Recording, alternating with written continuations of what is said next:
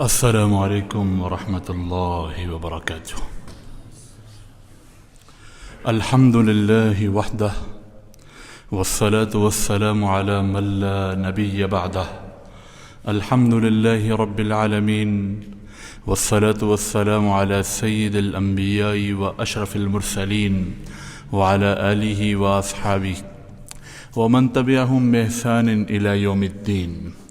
قال تعالى بعد أعوذ بالله من الشيطان الرجيم بسم الله الرحمن الرحيم. كل نفس ذائقة الموت ونبلوكم بالشر والخير فتنة وإلينا ترجعون. وقال النبي صلى الله عليه وسلم أكثروا ذكر هذه اللذات.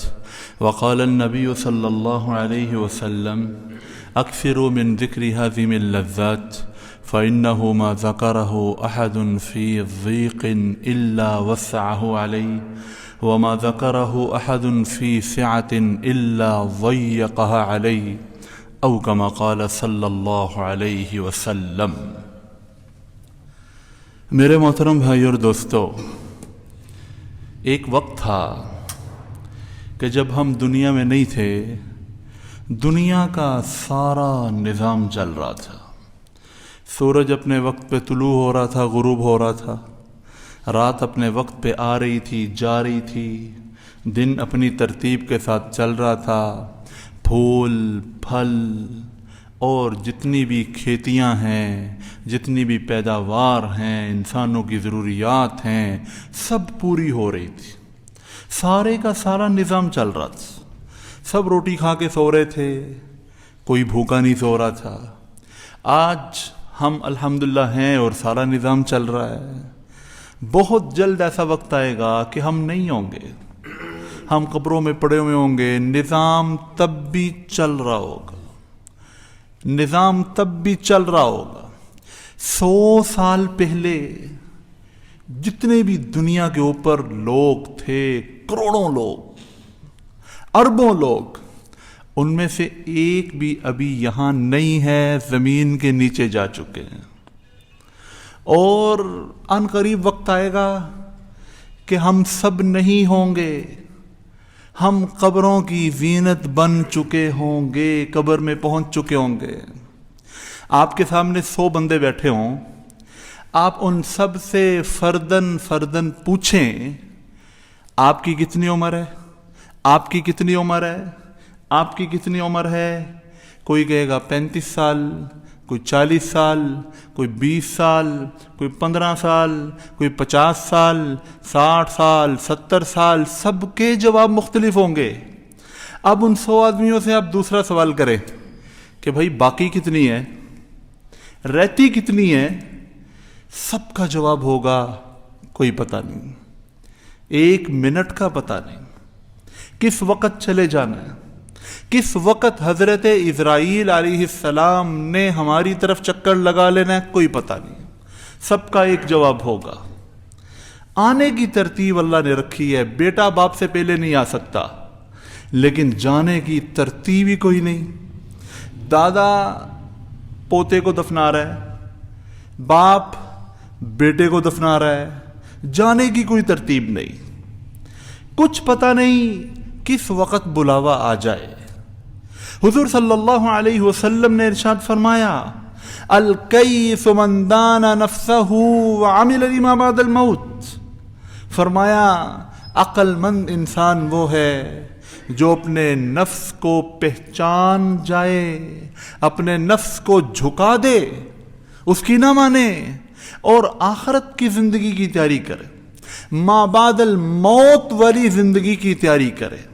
والعاجز، اور فرمایا بے وقوف وہ ہے، من اتبع نفسہ ہواہا، جو اپنے آپ کو اپنی خواہشات کا غلام بنا دے، وتمنى علی اللہ، اور اللہ پر امیدیں باندھے کہ کوئی بات نہیں، اللہ بڑا معاف کرنے والا ہے. حضور صلی اللہ علیہ وسلم کی نظر میں یہ شخص بے وقوف ہے. میرے محترم بھائی اور دوستو، ہم سب مرنے کے لیے آئے ہیں. پیدا ہونے کا مطلب ہی مرنا ہے. زندگی ملی ہی موت کے لیے ہے. زندگی موت کی امانت ہے. ہم پیدا ہوئے ہیں تو مرنا ہے، زندگی نہ ملتی تو موت کہاں سے آتی؟ پیدا ہونے کا مطلب ہی مرنا ہے۔ ایک آدمی جیسے جہاز میں سوار ہوتا ہے اترنے کے لیے، گاڑی اور ریل میں سوار ہوتا ہے اترنے کے لیے، اس نے گاڑی میں تو نہیں بیٹھے رہنا، اس نے بس میں تو سوار نہیں رہنا، اس نے جہاز میں تو نہیں بیٹھے رہنا، اس نے اترنا ہے۔ زندگی کی گاڑی میں ہم سوار ہوئے ہیں، اللہ نے ہمیں سوار کیا ہے اترنے کے لیے، اور کہاں سٹاپ آ جائے، کہاں ہمارا اسٹیشن آ جائے، کہاں موت کھڑی ہوئی ہو، ہمیں کچھ پتہ نہیں بھائیوں، کچھ پتہ نہیں، ایک منٹ کا پتہ نہیں۔ زندگی اتنی ناپائیدار ہے، اتنی ناپائیدار ہے، اور کسی کو کوئی پتہ نہیں کہ اس کے لیے کیا وقت طے کیا جا چکا ہے، کب اس کو بلاوا آنے والا ہے۔ بندے اپنے پروگرام بنا رہے ہوتے ہیں، ان کا کفن بازار کے اندر آ چکا ہوتا ہے۔ کتنے ایسے لوگ ہیں کہ جو درزی کو کپڑے سینے کے لیے دیتے ہیں، لیکن درزی ابھی کپڑے سلائی کر کے نہیں دیتا کہ ان کا کفن سل جاتا ہے، ان کا کفن سل جاتا ہے۔ وہ ایک جگہ ایک عورت ایک دکان پہ گئی، وہاں سے جا کے اپنے لیے کپڑے لے کے آئی، گھر آئی، طبیعت خراب ہو گئی، اسی دکان سے تھوڑی دیر بعد اس عورت کا کفن آ گیا۔ میرے بھائیوں کچھ پتہ نہیں۔ کتنے ایسے لوگ ہیں جو ایسی دکانوں کے سامنے سے ہنستے ہوئے، کال پہ باتیں کرتے ہوئے اور مسکراتے ہوئے گزر رہے ہوتے ہیں، ان کو پتہ ہی نہیں ہوتا کہ جس دکان کے سامنے سے میں گزر رہا ہوں یہاں تو میرا کفن آ چکا ہے، یہاں تو میرا کفن آ چکا ہے۔ کتنے ایسے لوگ ہیں جن کا یہ آخری جمعہ ہے، کتنے ایسے لوگ ہیں جن کا یہ آخری شعبان ہے، کتنے ایسے لوگ ہیں جن کا آج آخری دن ہے، اور دنیا میں کتنے ایسے لوگ ہیں جن کا آج آخری گھنٹہ، یہ گھنٹہ ابھی آخری چل رہا ہے، کچھ پتہ نہیں۔ کل ایک نوجوان میرے ساتھ بیٹھے ہوئے کہنے لگے کہ 30 سال کا میرا ایک دوست، ہٹا کٹا ایسا جوان ماشاءاللہ، اس کو دیکھ کے کوئی کہہ نہیں سکتا تھا یہ بیمار ہو سکتا ہے، کھانا کھاتے کھاتے گرا اور فوت ہو گیا، صوفے پہ بیٹھا کھانا کھا رہا ہے، گرا، فوراً اس کو لے کے باہر تک آئے کہ بھائی کو پتہ نہیں کیا ہو گیا، ابھی ہسپتال کے راستے میں ہی ہے کہ اس نے اپنی گردن گرا دی۔ کیا ہوا؟ وہ تو بیٹا کھانا کھا رہا تھا، وہ تو اس کو پتہ ہی نہیں تھا کہ میں آخری کھانا کھا رہا ہوں، یہ میرا آخری لقمہ ہے۔ میرے بھائی اور دوستو، کوئی پتہ نہیں۔ عقل مندی اس میں ہے کہ آخرت کی تیاری کر لیں، اللہ رب العزت کو راضی کر لیں۔ حضور صلی اللہ علیہ وسلم سے پوچھا گیا، یا رسول اللہ، من اکیس الناس ومن احزب الناس، یا رسول اللہ سب سے بڑا عقل مند کون ہے اور سب سے بڑا دور اندیش کون ہے، سب سے بڑا معاملات فہم کون ہے، دور اندیشی کے ساتھ چلنے والا کون ہے؟ ہم کہتے ہیں نا دور اندیشی عقل مندی، اصل دور اندیشی یہ ہے جو حضور صلی اللہ علیہ وسلم بتانے جا رہے ہیں۔ صحابہ رضی اللہ تعالی عنہم نے پوچھا، حضور صلی اللہ علیہ وسلم نے فرمایا، اقیسہم، اور سب سے زیادہ لوگوں میں عقل مند وہ ہے ذکرا للموت، جو موت کو سب سے زیادہ یاد کرنے والا ہو، وَأَكْثَرُهُمْ استعدادا، اور اس کے لیے سب سے زیادہ تیاری کرنے والا ہو، سب سے زیادہ تیاری کرنے والا ہو۔ فرمایا اولئک الاقیاس، یہ لوگ ہیں عقل مند۔ حضور صلی اللہ علیہ وسلم کی نبوت والی نگاہ میں کون عقل مند ہے؟ جن کے اندر دو صفات ہیں، موت کو زیادہ یاد کرنے والے اور پھر موت کی تیاری کرنے والے۔ یہ دو لوگ حضور صلی اللہ علیہ وسلم کی نگاہ میں عقل مند ہیں، چاہے وہ جھونپڑی میں رہتا ہے، چاہے وہ بڑے بنگلے میں رہتا ہے، چاہے اس کا 3 مرلے کا مکان ہے، چاہے اس کا 10 کنال کا بنگلہ ہے، چاہے وہ بہت بڑے کاروبار کر رہا ہے، چاہے وہ چھاوڑی لگا رہا ہے، اس سے کوئی فرق نہیں پڑتا۔ اگر کسی میں یہ دو صفات ہیں، حضور صلی اللہ علیہ وسلم نے فرمایا کہ میری نبوت والی نگاہ میں یہ بندہ سمجھدار ہے، یہ بندہ عقل مند ہے کہ موت کو کثرت سے یاد کر رہا ہے اور موت کے لیے تیاری کر رہا ہے، تیاری کر رہا ہے، اس کو پتہ ہے مرنا ہے، وہ اپنے ہر معاملات میں موت کو سامنے رکھتے پلاننگ کرتا ہے۔ میرے محترم بھائی اور دوستو، آج ہمارے سارے پروگرام ان کی پلاننگ طے ہے۔ کاروبار ایسے کرنا ہے، فلاں سے ملنا ہے، یہ کرنا ہے، بچے کی شادی کب کرنی ہے، بچی کی شادی کب کرنی ہے، فلاں جگہ کب جانا ہے، ہم نے اپنی ساری پلاننگیں کی ہوئی ہیں، نہیں کی تو موت کی پلاننگ نہیں کی ہوئی۔ حالانکہ ہو سکتا ہے سارے پروگراموں سے پہلے موت والا قصہ پیش آ جائے، موت والا مسئلہ درپیش ہو، لہذا اس کی اپنے پروگراموں میں موت کا بھی پروگرام رکھنا چاہیے، کثرت سے موت کو اپنی زبان پہ لانا چاہیے، بار بار یہ جملہ اپنے آپ سے کہنا چاہیے، تو نے مر جانا ہے، تو نے مٹی میں چلے جانا ہے۔ روزانہ میں اور آپ قبرستان کے سامنے سے گزر ہوتا ہے، روزانہ میں اور آپ اعلان سنتے ہیں، قبرستان کے سامنے سے گزرتے ہیں تو قبرستان ہمیں کیا پیغام دیتا ہے؟ تو نے بھی ادھر ہی آنا ہے، تو نے بھی ادھر ہی آنا ہے، تیرا بھی گھر ادھر ہی ہے۔ اعلان جو ہو رہے ہیں وہ ہمیں کیا پیغام دیتے ہیں؟ اس کا اعلان آج ہو گیا، تیرا اعلان آج ہوگا، کل ہوگا، وہ تو اللہ ہی جانتا ہے، لیکن تیرا بھی اعلان ہونا ہے، ہر وقت ذہن کے اندر ہو۔ آپ مسجد کے اندر آئے، مسجد کے اندر وہ جنازے والی چارپائی دیکھی تو فوراً ذہن کے اندر خیال آیا کہ مجھے بھی اس پہ لٹایا جائے گا۔ قبرستان میں گئے، فوراً خیال آنا چاہیے کہ میں نے بھی یہی آنا ہے، میں نے بھی یہی آنا ہے۔ میرے محترم بھائی اور دوستو، کیا چیز کام آئے گی؟ اعمال کام آئیں گے، تقوی کام آئے گا، اللہ رب العزت کو راضی کرنے والے اعمال کام آئیں گے۔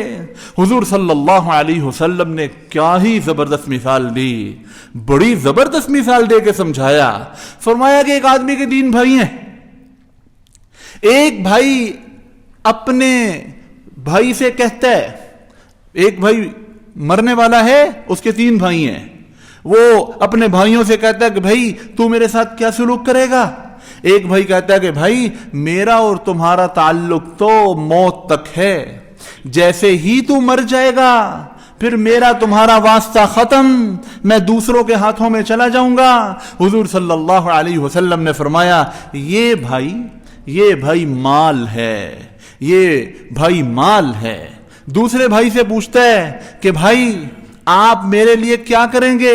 میں دنیا سے جا رہا ہوں۔ انہوں نے کہا یار میں تیرا بھائی ہوں، میں تجھے کفناؤں گا، تجھے تجہیز و تکفین کروں گا، تجھے دفناؤں گا اور تیرے مرنے کے بعد تیرا ذکر خیر کیا کروں گا۔ حضور صلی اللہ علیہ وسلم نے فرمایا کہ یہ بھائی اعمال ہیں، یہ بھائی رشتہ دار ہیں، یہ رشتہ داروں کی مثال ہے۔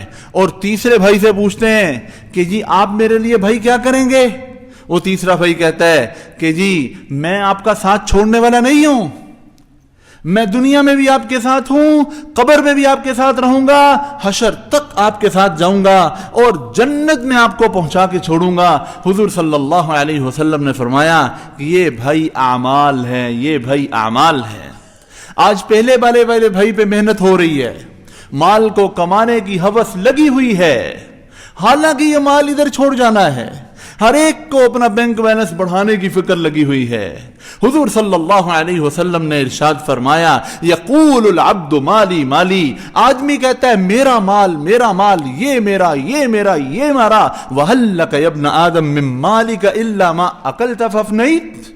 اے ابن آدم تم مجھے یہ تو بتاؤ تمہارے مال میں صرف 3 قسم کا مال ہی تو صرف تمہارا ہے، ایک وہ جو تم نے کھا لیا ہضم کر لیا، او لبست فابلیت پہن دیا بوسیدہ کر کے فارغ کر دیا، او تصدقت فامضیت یہ اللہ کے راستے میں خرچ کر دیا، وما سوا ذالک فہو ذاہب وتارکہ للناس اس کے سوا جو کچھ بھی ہے وہ تیرا نہیں ہے، وہ تو لوگوں کے لیے چھوڑ کے مر جانے والا ہے، لوگوں کے لیے چھوڑ کے تو نے چلے جانا ہے۔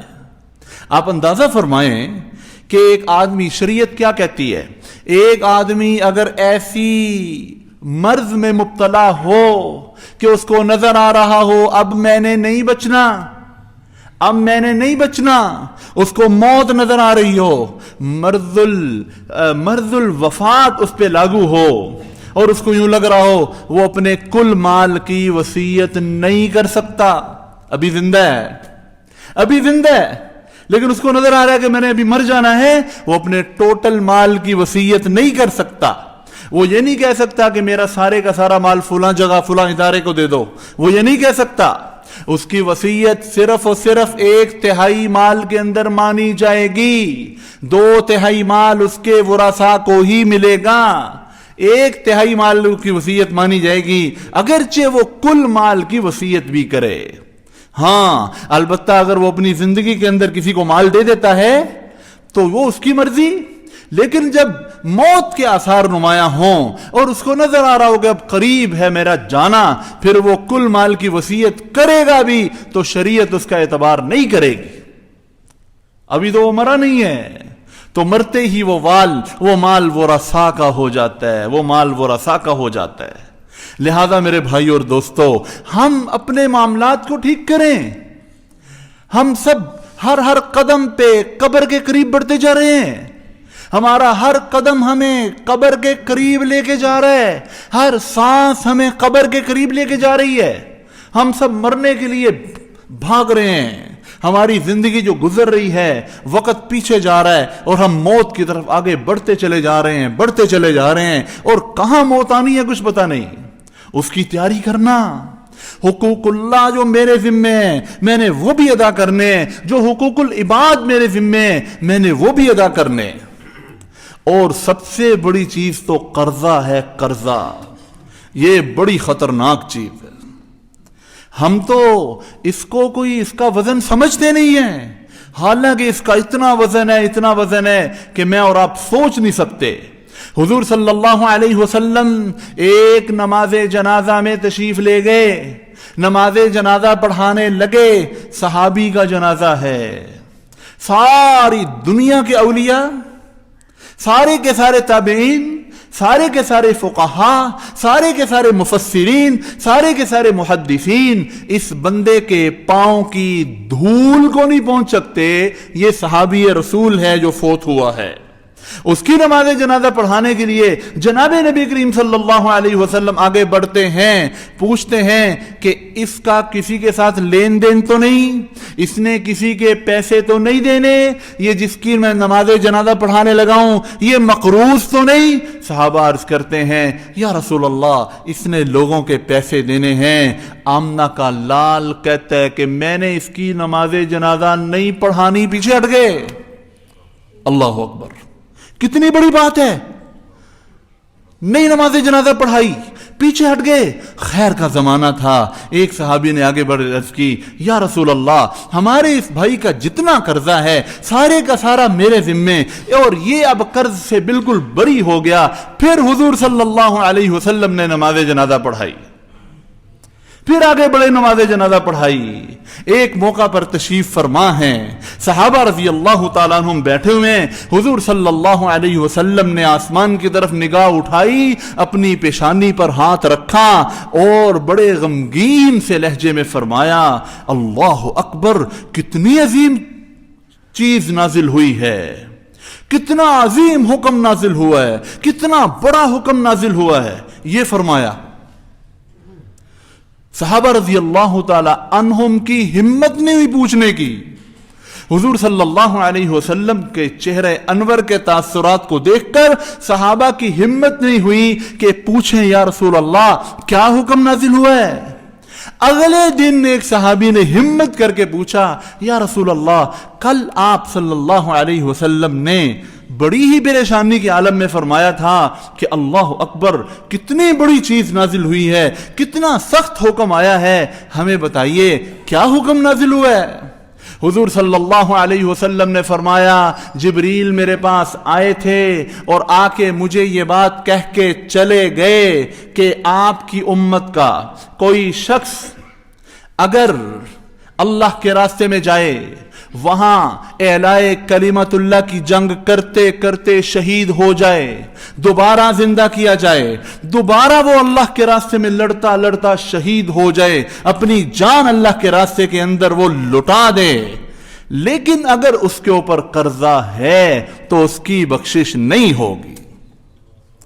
शहीद जिसने अपनी जान अल्लाह के रास्ते में लुटा दी, जिसने अपनी गर्दन कटवा दी, सबसे कीमती चीज जान ही है, जान से बढ़कर क्या है, सब कुछ अपनी जान के लिए हम कर रहे हैं। तो जिसने अपनी जान भी एक दफा नहीं, उसको 2 मौके दिए गए, दोनों मौकों में उसने अल्लाह पर अपनी जान लुटा दी। फरमाया अगर इसके जिम्मे कर्जा था तो उसकी बख्शिश नहीं होगी। मेरे भाइयों, कितनी बड़ी बात है, कितनी बड़ी बात है। अपने आप को हल्का करें, कर्जों की अदायगी की फिक्र करें, कोशिश करें कि जितनी जल्दी अदा हो जाए उतना ही अच्छा है। लेने पड़ते हैं कर्जे, जिंदगी के नाम निजाम ऐसे ही चलता है, लेकिन लोग तो माले गनीमत समझ लेते हैं, लोग माले गनीमत समझ के दबा के बैठ जाते हैं। उनको नहीं पता कि मैं कितना खतरनाक काम कर रहा हूं। एक हदीस में आता है कि जिसने किसी भाई की एक बालिश्त भी जमीन दबाई, क़यामत वाले दिन इस बालिश्त, एक बालिश्त जमीन 7 जमीनों की गहराई तक काट कर तोक बनाकर उसके गले में डाल दिया जाएगा। ये कोई मामूली बात नहीं है। हुकूकुल इबाद, जो बंदों के साथ मेरे मामलात हैं, मैंने उनको सीधा करने, अपने वजन को कम करना है। मेरा वजन मेरे भाइयों मैंने उठाना है, आपका वजन आपने उठाना है। मेरे कर्जे का बोझ मेरे कंधों पर है, आप पर कोई कर्जा है उसका बोझ आपके कंधों पर है, लिहाजा हमने इसकी फिक्र करनी है। यकीन मानिए, अगर कोई जायदाद भी बेचनी पड़ रही है, अगर माल के अंदर बज़ाहिर नुकसान होता हुआ नजर आ रहा है, अगर नजर आ रहा है कि कारोबार मेरा आधा रह जाएगा, कारोबार में बहुत नुकसान हो जाएगा, फिर भी इस कर्जे से जान छुड़ाएं, कर्जे को अदा करें। शरीयत क्या कहती है? अगर एक आदमी फोत होता है, उसका तरका जितना भी उसने छोड़ा है, उस तरके में सबसे पहले इसका कर्जा अदा किया जाएगा। एक आदमी मिसाल के तौर पे फोत हो गया, उसने लोगों के 10 लाख रुपए देने हैं और उसके तरके में 10 लाख रुपए ही पड़े हुए हैं। शरीयत कहती है 10 लाख रुपए उठा के लोगों को दे दो, इनके जो यतीम बच्चे हैं, इनके जो वरासा हैं, उनको उसमें से कुछ नहीं दिया जाएगा, इसका कर्जा अदा करो ताकि इसकी अगली मंजिलें आसान हो, इसकी कब्र ठंडी हो। तो इसकी बहुत फिक्र करने की जरूरत है। जितना हो सके इसको हम अपने ऊपर सवार कर लें कि कर्जा उतारना है। दुआएं मांगे।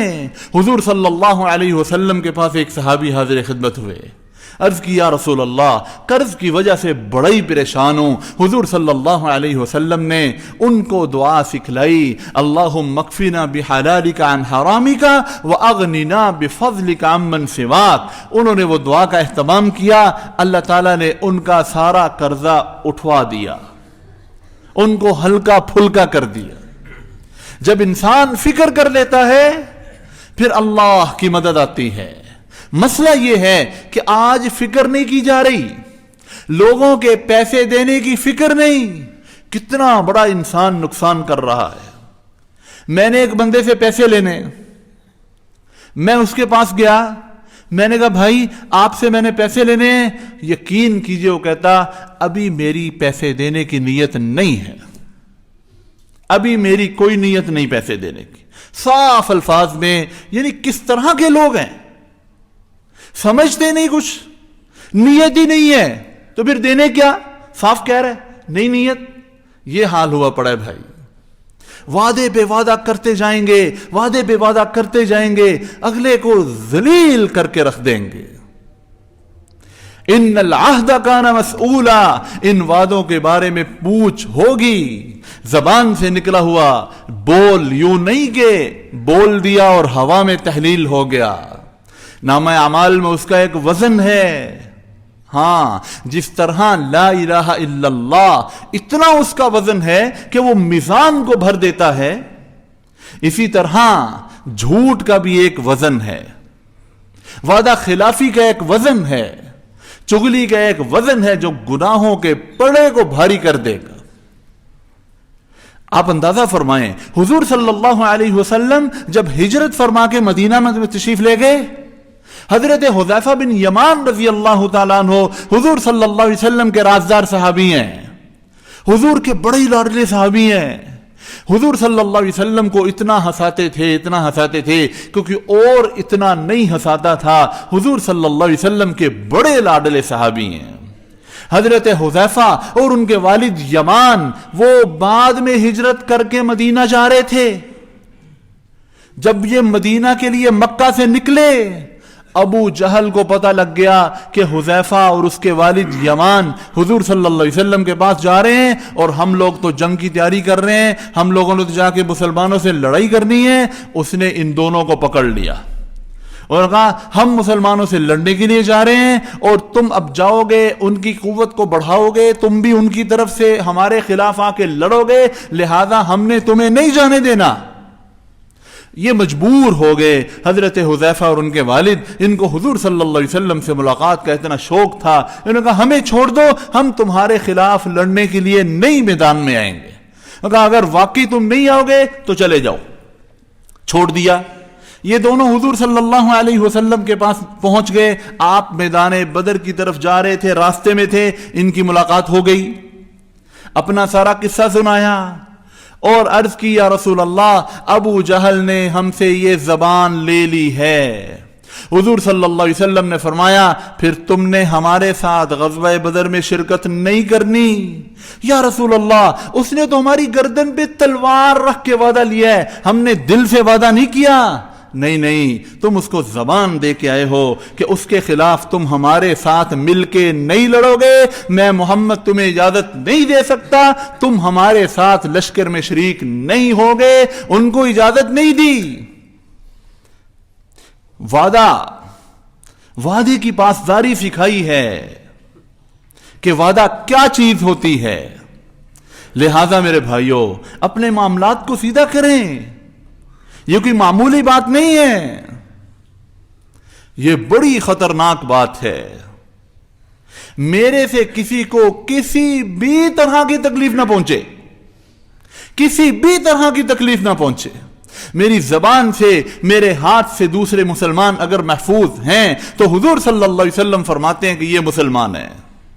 मुसलमान वो है जिसकी जबान, जिसके हाथ से दूसरे मुसलमान महफूज हों। हां, किसी को तकलीफ देना, वो चाहे किसी भी शक्ल में हो, वो अल्लाह को नाराज कर देता है।